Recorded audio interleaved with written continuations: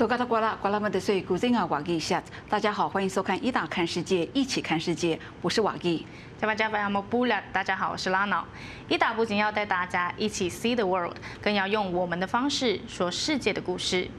节目一开始，Ita镜头来到南非。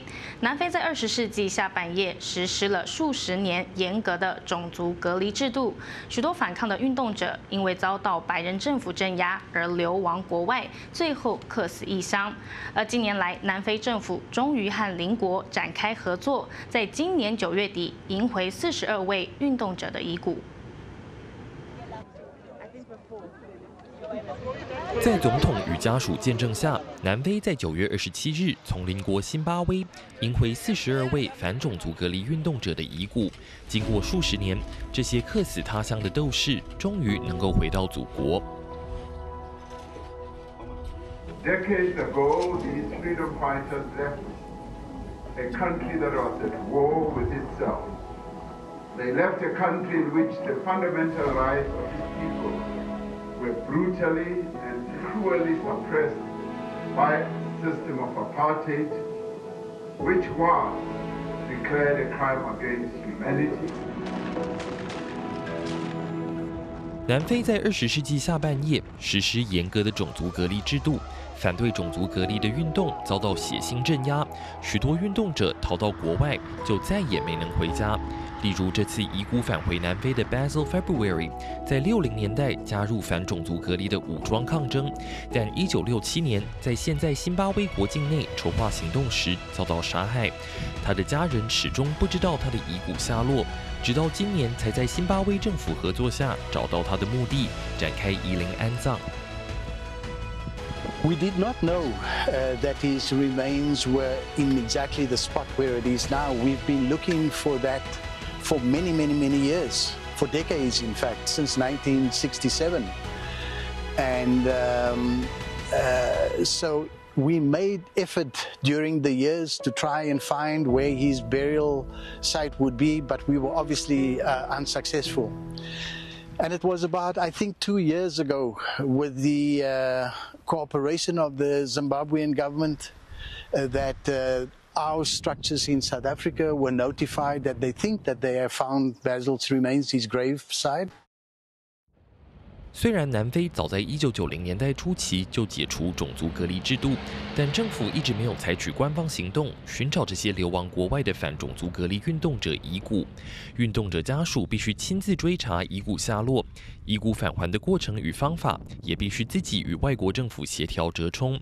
近年来，南非政府才成立任务小组，从辛巴威与上比亚2国开始，系统性寻找运动者遗骨下落，并且与当地政府、历史学家和当地社区合作，确保各方在过程中获得该有尊重。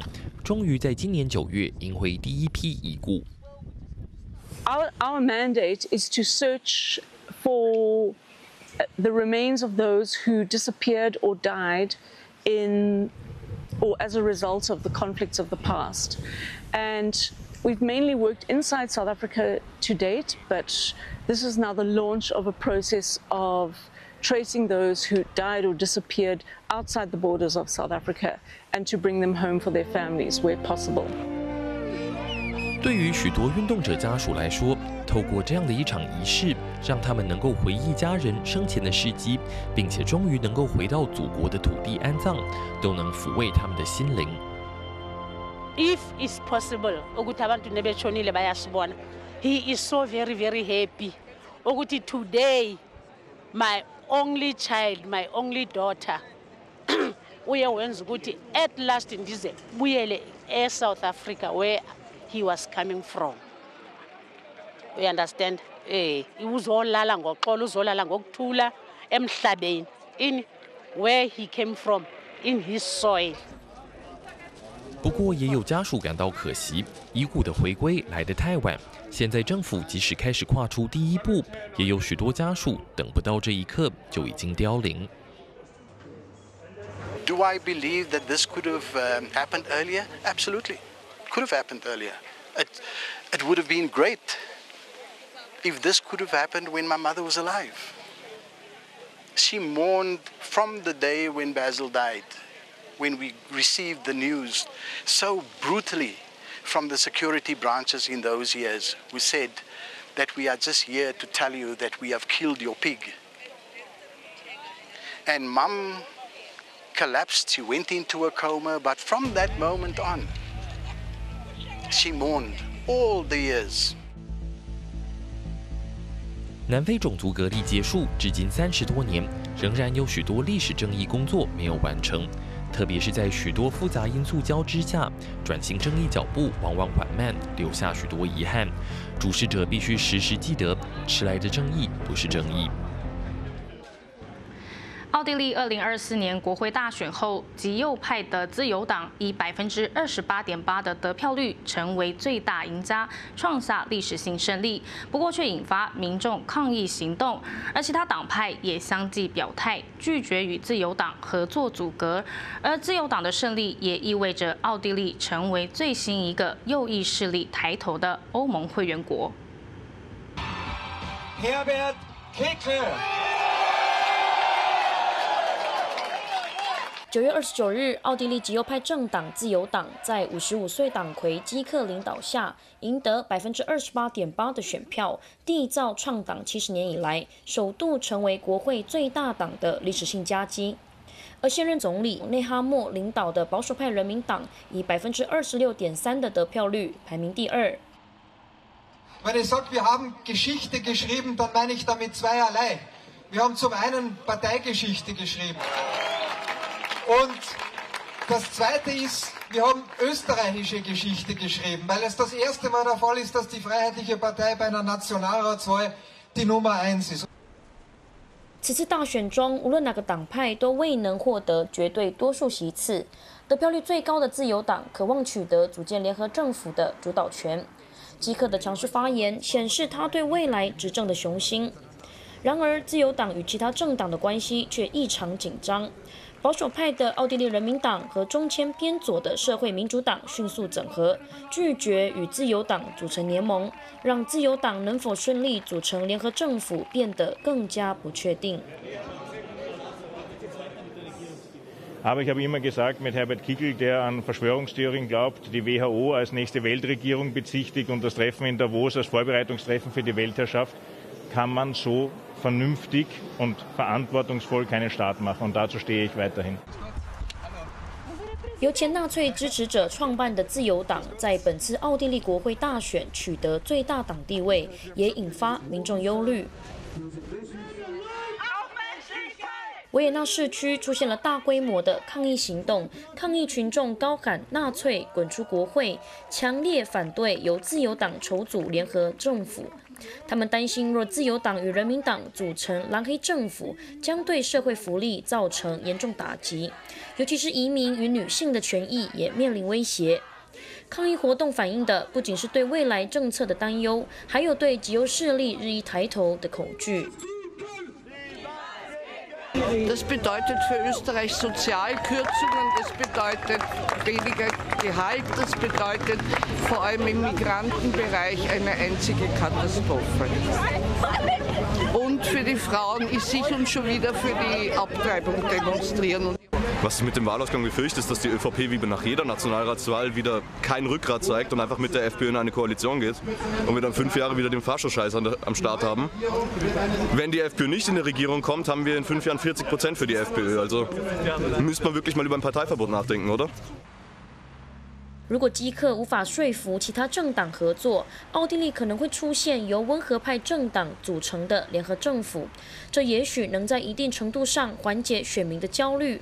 然而，政治分析师认为，2个传统大党合计未能拿下过半选票，意味着奥地利政治正在经历前所未有的动荡与变革。尽管自由党与人民党联合组阁在政策上似乎合理，但基克坚持要担任总理，增加了组阁过程的复杂性。I think what we have to expect is a very complicated phase of the forming of the coalition, simply because on the one side, content-wise, it would be logical for the People's Party to team up with the Freedom Party. However, they would have to make a Freedom Party chancellor, and this is certainly something they want to avoid. 基克若成功出任总理，奥地利在欧盟的角色将会明显改变，尤其是在移民政策和对俄政策方面，可能进一步加剧欧盟区域内的政治紧张局势。自由党在二战后首度赢得大选，显示了奥地利选民已厌倦移民和通膨带来的生活困境。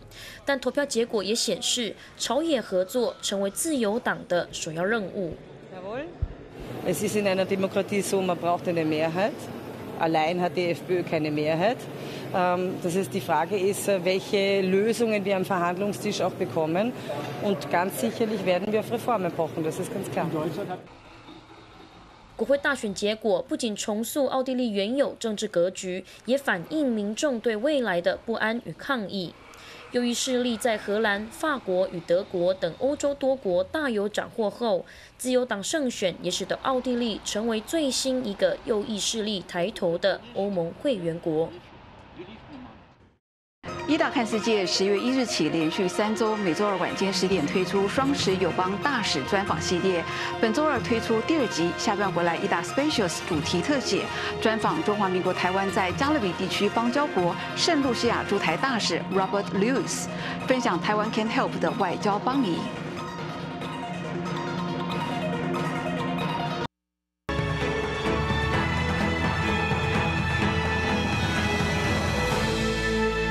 欢迎回到ITA看世界 Welcome back to ITA See the World. St. Lucia initially established diplomatic relations with the Republic of China, Taiwan, from 1984 to 1997, before switching recognition to the People's Republic of China. In 2007, St. Lucia reestablished its ties with Taiwan, demonstrating how indispensable Taiwan's aid is to its allies. And despite China's significant financial resources and diplomatic pressure, Taiwan has shown it can provide more effective support. However, this relationship is not one-sided. St. Lucia continues to back Taiwan on the global stage and collaborates with Taiwan in areas such as agriculture, pandemic prevention, and education. Through ITA Specials and the ongoing Taiwan Diplomatic Allies series, we aim to explore St. Lucia's unique bond with Taiwan and shed light on its significance.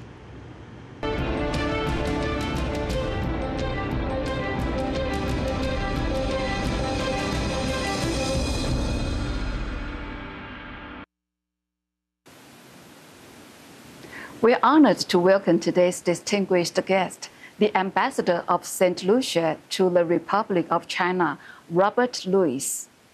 Thank you very much for inviting me to this very wonderful program. And let me just say welcome to all your guests on television and in other formats that whoever is listening, wherever, and even to St. Lucians who are also listening through different platforms. Since 2007, the Republic of China and St. Lucia have maintained 17 years of diplomatic relations. However, many Taiwanese may not be fully acquainted with what St. Lucia is renowned for. So, Ambassador Lewis, could you introduce St. Lucia to our audience? Well, thank you very much again. St. Lucia is a very small island in the Eastern Caribbean. So there is an archipelago that you'll call maybe the Eastern Caribbean, and St. Lucia finds itself almost in the center of that archipelago. It's about 238 square miles, approximately 600 square kilometers. And St. Lucia has a population of about 180,000 people. St. Lucia is a parliamentary democracy. Its head of state, since it's a realm of the British Commonwealth, its head of state is King Charles. And St. Lucia has a Governor General, and St. Lucia has essentially two major political parties that really contest general elections every 5 years. Well, St. Lucia is predominantly of African descent, people of African descent, but of course you have people of Indian, of indigenous persons of the Caribbean, like of the Arawaks and other groups in St. Lucia. So it's a very young, thriving democracy. Its main language is English, but we speak a French Creole called Patois. Ambassador, just like you mentioned, although St. Lucia has a population of approximately 180,000, it is home to two Nobel Prize laureates, Sir William Arthur Lewis, who won the Nobel Memorial Prize in Economic Sciences in 1979, and Sir Derek Walcott, who was awarded the Nobel Prize in Literature in 1992. Could you provide more insights on these distinguished individuals for our Taiwanese audience? Right. So Sir Arthur Lewis, of course, having grown up in St. Lucia, went to, both he and Derek Walcott, they both went to a high school, which I went to also, St. Mary's College, an all-boys school. Right now it houses about 600 young boys. I taught there also as vice principal of that school. But for these gentlemen, Sir Arthur Lewis is the first black professor in the United Kingdom. He studied at London School of Economics, and then he also became a professor at University of Manchester.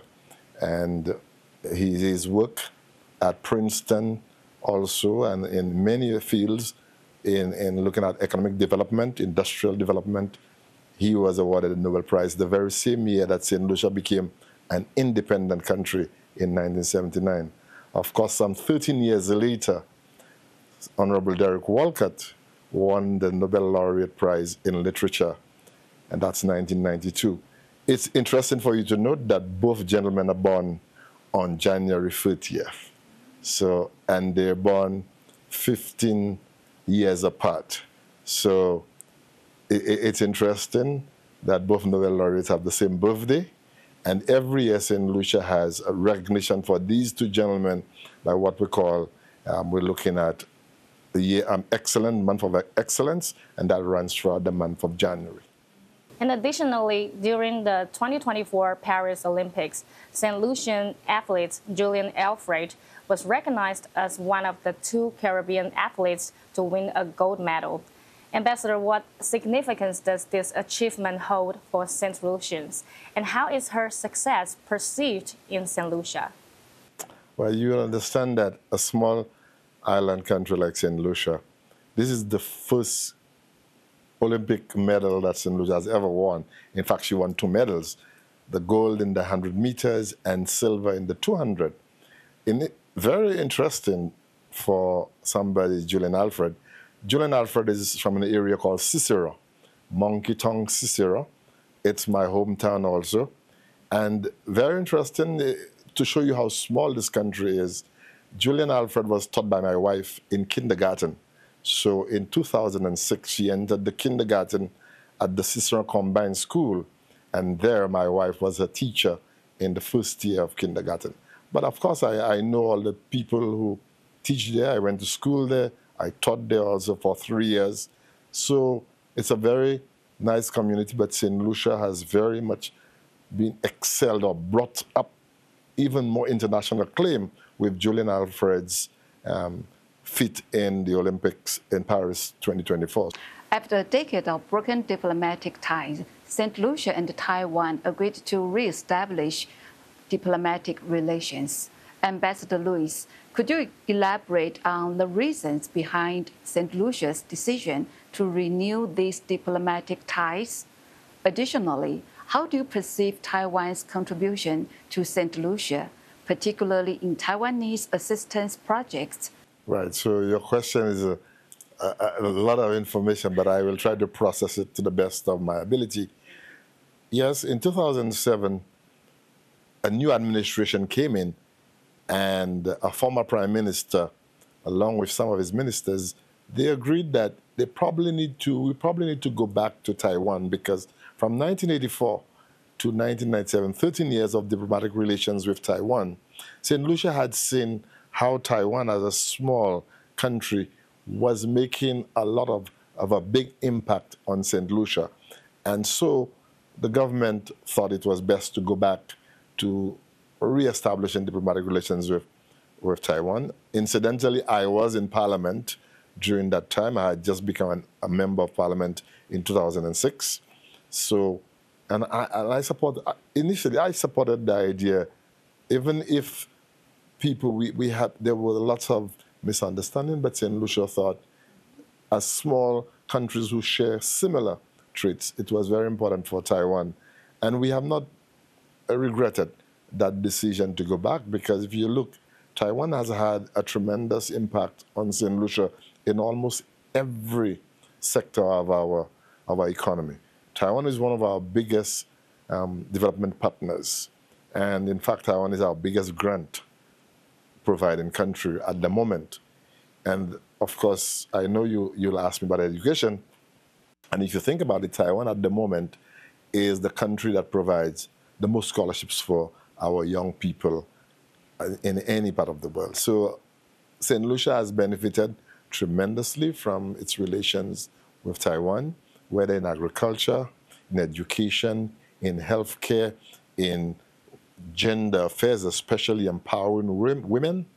And one of the issues you realize, empowering women is a very big issue, and Taiwan is working very hard in assisting us with issues. And also I need to say, if you take all of the SDGs, the Sustainable Development Goals, Taiwan has assisted very much in ensuring that we are meeting our own desires in these areas. And Ambassador, could you please elaborate on St. Lucia's role and participation in regional cooperation within the Caribbean? And how does St. Lucia engage with regional organizations and supports its international partners like Taiwan in these forums? Right. Now, but the biggest organizations that St. Lucia interacts with in its region is called CARICOM. CARICOM is the Caribbean Common Market. So most of the trade, or a lot of trade, will happen between these member states.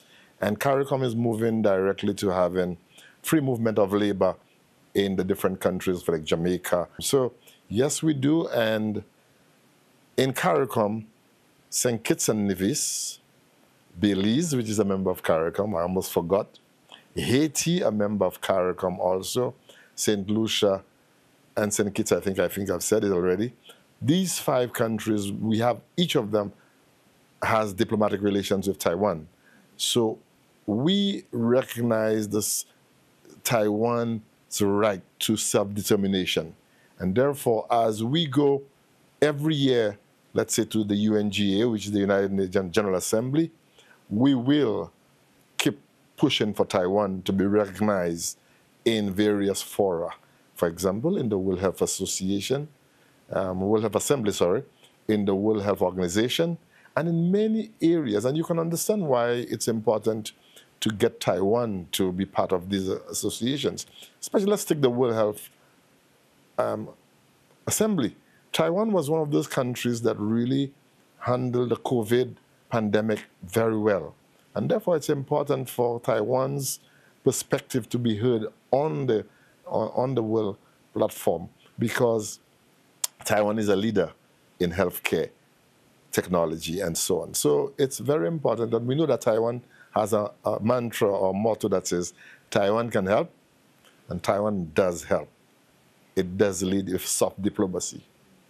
Yes. And Taiwan really need St. Lucia's support. Yes, they need our support, and we need their support. So it's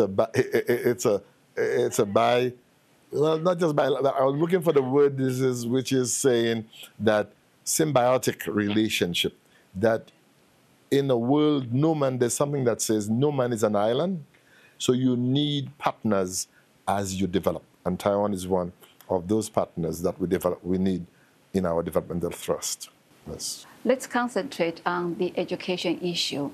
Similar to Taiwan's efforts to promote indigenous languages among youth, St. Lucia has recently intensified its promotion of Creole.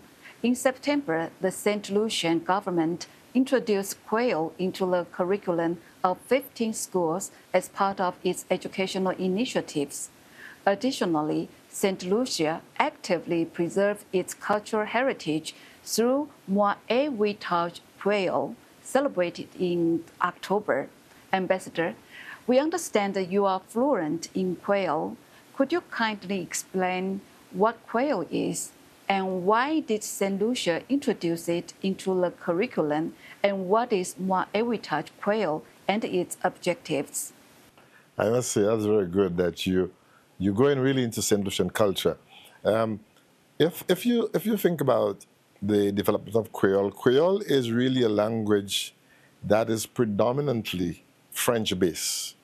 But of course, it borrows words from other countries, maybe African, Spanish. Of course, there are English words being used, but they're not Creole. But the point is, in Haiti in particular, you saw the development of a language for the people who came, who were brought to the Caribbean, not came, who were brought to the Caribbean during slavery.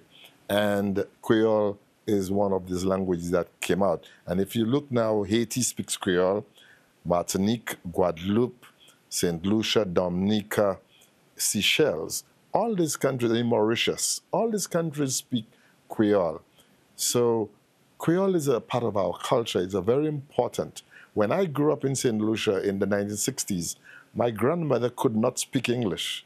So clearly, it was important for those of us who could speak English, who had to be mediator between them and a doctor, for example, when they went to the health center or to the hospital. And therefore, Creole is a very important medium of communication among St. Lucians, especially elder people. But it was dying out because sometimes governments think that for development, they need to stifle languages. But Creole has become a very important part of our culture, so much so the government allows Creole to be spoken in the Parliament of St. Lucia. And it's kudos to the government of St. Lucia that we eventually, after over 30 years of saying it, we've now come to begin teaching Creole in our schools. Yes, I am fluent. If there was somebody in here who could speak some Creole, I would have engaged in Creole with them because Creole is a very good language. In fact, when I first got here to Taiwan, the ambassador of Haiti and I spoke Creole very often. So it is important to our history as a people.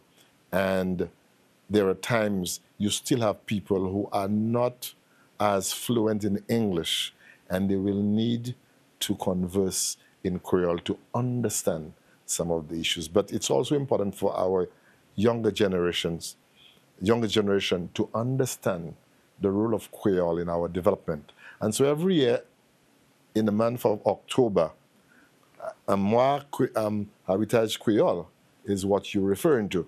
And even here in Taiwan, we as an embassy and the St. Lucian community in Taiwan, we recognize that month for Jeune Creole in particular.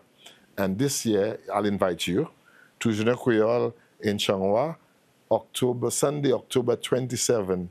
We will have all St. Lucians and some of their friends will be meeting in Changhua for a day of celebration where we have St. Lucian food and other activities. And most of what we'll do, we'll try very much to keep it in Creole. In that way, we will be continuing to enhance the development of our culture and the Creole language. St. Lucia has certain things that can only be explained with regard to the Creole language.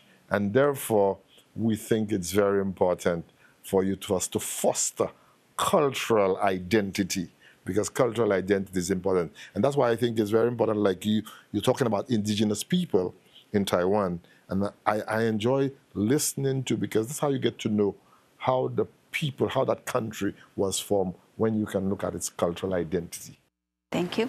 And Ambassador, as we know that Taiwan is the leading provider of educational scholarships to St. Lucia, and with Your Excellency previously noting that anyone who helps educate the people of St. Lucia is a friend of St. Lucia.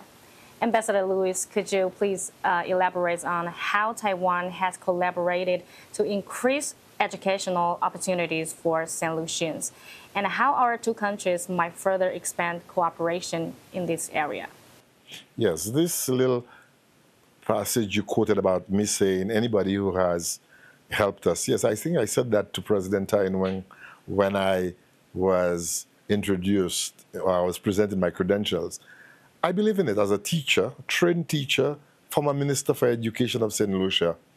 Education is what will build our young country, St. Lucia. And our people are very resilient people. Our people are voracious for educational opportunities. every year, more than 150 young St. Lucians apply for the Taiwanese scholarship, but just about 30 get the scholarships. So that tells you 5 times as many who get the scholarships apply, which means St. Lucians want to further their education. They want to make the country to become internationalized. And one of the things that we see for our development is that our best resource is our people, because we don't have many natural resources, but St. Lucians are the ones who are our best resource. And therefore, if we educate St. Lucians, if we educate them, we expect that they will push the country forward. So yes, Taiwan is assisting. Taiwan has provided approximately 331 scholarships between 2007 and 2024. And we are very grateful to the government and people of Taiwan in helping make educational opportunities a reality for our people. And as I said, the government of St. Lucia has a policy. This present government under Philip J. Pierre, Prime Minister, he wants 1 graduate per household. And we are pushing for it because Taiwan is assisting us to do exactly that. Thank you, Ambassador. Tourism is vital to St. Lucia's economy, contributing about 60% of its GDP. The country is renowned for attractions like the Twin Pitons in Soufriere, a UNESCO World Heritage Site, Mount Gimi hiking trails, and beautiful beaches. However, climate change is increasingly affecting the tourism sector. How has climate change impacted St. Lucia's tourism, and how can Taiwan and St. Lucia collaborate to address this challenge? Right. So until about 1992, the chief agricultural export of St. Lucia was bananas. But once we lost our protective market on the British market, then we realized that we need to diversify our economy, and tourism has become one of the biggest revenue generation sector for us. So about 60% of our GDP is from tourism. And St. Lucia is a beautiful country. It's probably one of the most picturesque countries in the world. And I will invite you to visit St. Lucia if you want to prove it for yourself. Of course, we have these majestic twin pitons that have become World Heritage Sites called the pitons. And it means that the UNESCO has identified it not just as a St. Lucian landmark, but a landmark that the whole world should share. And therefore, we want to keep this very pristine area for the people of the world. And we are excited about St. Lucia as a tourist destination. We get many accolades for honeymoon destination in a lot of tourism-related fields. But in light of that, and you mentioned climate change, of course, we are small island developing states. That's what they call the SEEDs. Taiwan works with St. Lucia in trying to ensure that we can meet some of the demands and start to have precautions so as we look at climate action. While we may not be the ones who are creating all the problems and carbon emissions in the world, but we suffer. And just like Taiwan, while you call it typhoons, every year St. Lucia between June and November, June 1st to November 30th, is what we call the hurricane season. And you can see the devastation that hurricanes cause every year in that part of the world. In fact, just so we realize that it is our responsibility to work with like-minded partners like Taiwan to assist us. And we hope the world is listening, because each country is very important, because the lives of especially indigenous people and persons who are not able to get away from making use of resources of the sea, that's very important to the government. It's very touching. Yes. Thank you. Ambassador, since your appointment as ambassador to the Republic of China, Taiwan in 2022, Could you kindly share how you have strengthened cooperation between our two nations and your experiences serving in Taiwan, including your interactions with the Taiwanese public? Right. So diplomatic relations mean that we want to not just trade relations, because there's very little for St. Lucia to trade with Taiwan in terms of goods. We do get certain things out of Taiwan. But cultural diplomacy is very important. What we're doing now and we can do is, for example, get to know a lot about the Taiwanese people. So I've spent a lot of time going to schools as a teacher. I spent a lot of time being invited to schools, speaking to school children, and I think that's very good. Diplomacy through education, as I call it, is a very important aspect of my work here. So the role of the embassy is not just to sit here in Taipei, but it is to go out into various places. And anybody who invites me as an ambassador, especially to speak, because as a teacher, I appreciate education. I think I will continue to do that, and I will look forward to any invitations to speak at schools, to speak at clubs, to speak at whatever function we have. Taiwan, most times the Taiwanese population would more be listening to what happened in the United States, what's happening in Southeast Asia. But we hope, even with your program, and I really want to commend you with this program, that you're bringing out allies of Taiwan to the general Taiwanese population. And I think I want to commend you very much on such a series, because I think this is how more Taiwanese are going to find out about their friends in St. Lucia.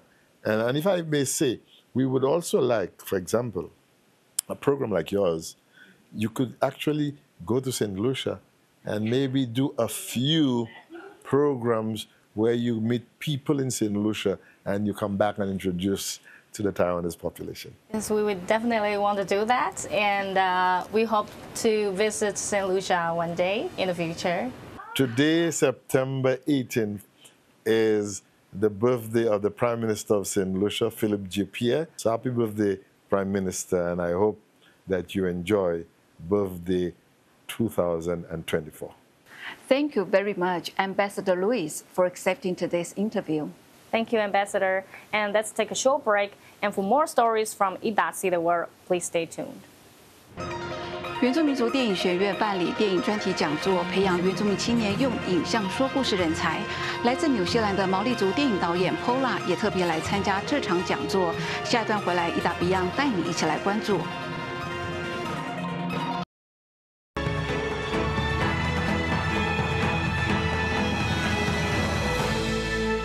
欢迎回到Ita看世界。台东原住民部落发生一起小米粽中毒事件，却引发主流媒体对原住民传统料理的偏差报道。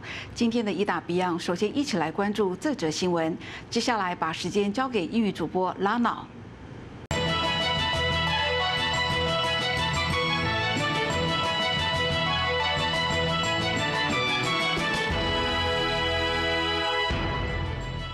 It's October 8th. You're watching Ita Beyond. I'm Lana. A food poisoning case in an indigenous community in southeastern Taiwan involving a Paiwan dish known as avai has brought national attention. Unfortunately, it resulted in many ignorant or even racist comments about indigenous food preparation and ingredients. Now indigenous people are trying to set the record straight and rectify the harm done to the community.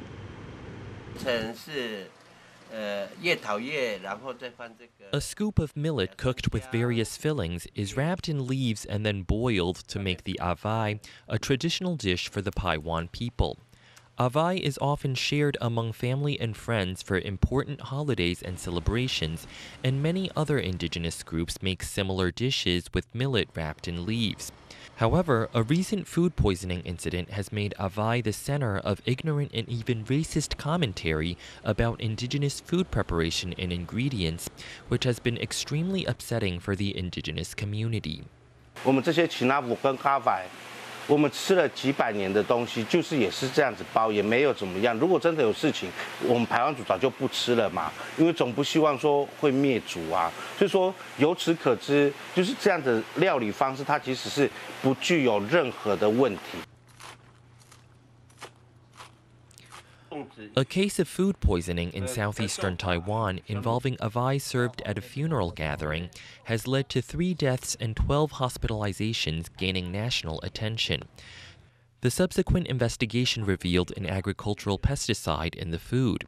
It currently remains unknown how the food was contaminated, but the case has already attracted sensationalistic media reports and internet commentary about the snails used as an ingredient in the dish. There has also been racist comments about indigenous people knowing nothing about food safety. This has even affected businesses serving indigenous dishes to tourists. 我们做风味餐的，当然也是游客也是会怕到啊。我们要找出问题在哪里，而不是怪这个请那部哈阿歪，去怪他们说我们原住民随便乱吃怎么样，不是，我们也是也很注重我们的食安问题。 Ironically, these attacks on indigenous food cultures coincided with an international conference on preserving Taiwan's cultural heritage held by the Ministry of Culture. An official from the ministry said that work is ongoing to register indigenous cuisine as a cultural heritage of Taiwan. 那我们现在目前呢，我们也在做这个研究，尤其原住民的这个饮食文化。那现在目前我们全台湾各个地方啊。 对于这个饮食文化列入我们的文化资产的类项，像我们的马祖的老酒，现在是登录传统知识与实践。那我想去原住民的这个饮食文化，我相信是很有机会的。 A better understanding of indigenous food among Han society will be essential to avoid similar incidents that hurt the indigenous community in the future. In addition to official recognition of indigenous food cultures, it is also important for the indigenous community to push back and make its voice heard to combat mistaken views on indigenous cultures. The Ministry of Culture's National Human Rights Museum held the special exhibition of New Zealand Maori historical justice on screen. Through the power of imagery and narratives, the experiences of Maori people in the tides of history and how they protected their values of justice and dignity are presented, which could be of reference for indigenous transitional justice in Taiwan.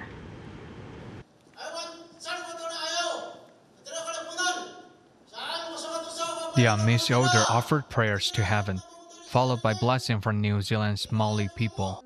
This friendly gesture from across the Pacific marks the opening of the Toitu Te Maoli New Zealand Maori Historical Justice on Screen special exhibition, which took 3 years in preparation.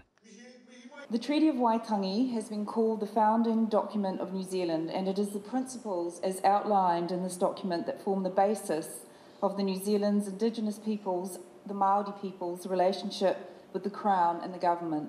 These are the principles that are still being revisited and litigated even in our Parliament today. The 5 films that we'll be screening at the festival over the next few months are all deeply connected to Te Riti or Waitangi and the Māori response to the principles as outlined in that document and our understanding of it. We very much hope that you enjoy our stories. This special exhibition consisted of 4 major themes, including the origins of the Maoli, sovereignty loss over the Treaty of Waitangi misinterpretation, social movements from Maori oppression and resistance, and the unfinished roads to historical justice. It features 5 diverse narrative works, including feature films, documentaries, and video reports showing how the Maori people, in the face of colonial trauma and injustice, not only strive for institutional apologies, compensation, and reconciliation, but also aim to tell the truth based on Maori culture values. 毛利人他们的这些专家学者或是他们的社群合作，要非常重视文化的敏感度，比如来坐下来沟通、来讨论、来面对面的来分享彼此的故事。所以这不是一触可及，或是可以用一些比较现在博物馆要求的效率，或是 KPI 来理解这个过程，也是建立一个很深厚的关系，而不只是在测一个展览而已。那我相信这次的展览可以为我们台湾的原住民在争取自己的权利，或者是个历史正义上面，能够有一个比较好的一个回复。我们自己会好好的学习，然后也是邀请所有关心这个议题的朋友们可以到这边来。The exhibition will rotate the screenings of 5 films: Waitangi, What Really Happened, No Maori Allowed, The Maori Land March, Fina, and Bastion Point, Day 507. 4 post-screening discussions will be held. The Ministry of Culture hopes that through the Maori experience, Taiwan can advance its indigenous transitional justice. The Indigenous Film Academy of Taiwan held a film-themed seminar in Taichung City. They invited documentary directors, writers, and self-media workers to share their experiences in productions and how to use film as a way to attract people to understand indigenous cultures and issues. The influence brought by media is huge. Especially in an ethnic, diverse society like Taiwan, voices of the minority are easily replaced or even sacrificed by mainstream media. 当这个媒体的话语权没有办法掌握在自己手里的时候，很容易在比较主流的群体，他在制造媒体内容的时候，还是会去符应主流媒体的意识形态跟主流媒体的需求。那在这样的情况下，其实少数群体属于他们自己的文化，都有可能因此被牺牲。How to cultivate more indigenous people to use the media to speak up for themselves and narrate their cultures and stories from the perspectives of their group is important for today's indigenous people. For this reason, the Indigenous Film Academy of Taiwan held its first public seminar in Taichung City, hoping to bring together more strength so that indigenous culture and even issues can be seen by more people. 那我觉得这个很重要一点，就是因为过去原住民的形象都是由外界来定义我们是谁。那当我们拿起我们的摄影机，当我们开始书写我们故事的时候，这个时候是告诉外面的人我们是谁。那我觉得这是蛮重要的一件事情。In this seminar, experts in related fields were invited, including documentary directors, writers, and self-media workers, to share various techniques in film creation and storytelling plotting. Besides attracting the general audience, Paula, a Maori human rights filmmaker from New Zealand, also came to exchange ideas with everyone. 身为台湾人，要对本土文化要有一点省思，来参加，我觉得如果有机会，当然我就可以多一些分享，也许透过我的职业，透过教学，或是跟朋友聊天，也许不知不觉就会渲染到别人了。为我的文化，我想去做创作，或是去表达我的声音，因为我们是大环境里面的少数，可以让大环境里面的人理解我们。就是可以创造一个沟通的桥梁。电影学院最主要就是我们希望可以在凝聚更多这样子就是做原住民影像的人，那同时也去培育出新的就是想要从事原住民影像的人，然后我们一起来把我们的故事就是说得更大声，更让更多人听见。Through this seminar, it is hoped that people interested in indigenous issues or those who want to engage in indigenous film creation can learn more and find directions. It is also hoped that more indigenous film works will be produced, attracting the attention and understanding of more people. 9月29日，纽西兰奥克兰市的1等公园聚集了数千人，共同展示一段毛利人的仪式性战舞哈卡，而数千名纽西兰民众，男女老少都有节奏的一起拍打身体、跺脚、高声吟唱，场面是相当震撼。哈卡发展至今，在纽西兰已经成为橄榄球队在赛前固定表演的仪式性舞蹈。9月29日，1等公园千人哈卡活动也创下最多人共同跳哈卡的金氏世界纪录。我是Wagi，我是Lana，祝您平安，下周再会。